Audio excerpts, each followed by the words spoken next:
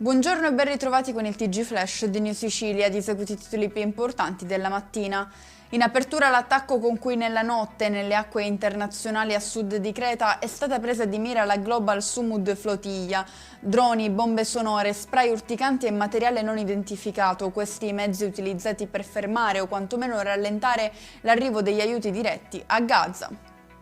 Maxi operazione questa mattina contro il clan Scalisi di Adrano in provincia di Catania. Il bilancio è di 14 arresti per mafia, droghe ed estorsioni. Il reggente della cosca aveva pianificato l'omicidio degli autori della morte del figlio 17enne ucciso a coltellate in una rissa nel Siracusano. Rimaniamo in provincia di Catania per la confisca di beni per oltre 13 milioni di euro nei confronti di un imprenditore considerato legato al clan Nicotra di Mister Bianco. Un'operazione contro una rete internazionale di trafficanti di droga, questo quanto svolto dai carabinieri all'alba di oggi in diverse regioni italiane, tra cui quella siciliana, eseguite 12 misure cautelari e 20 perquisizioni.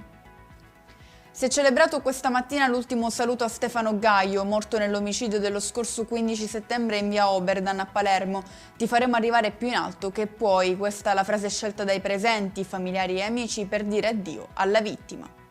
E con questo è tutto, prossimo appuntamento stasera alle 19:30, grazie per averci seguito, buon proseguimento di giornata.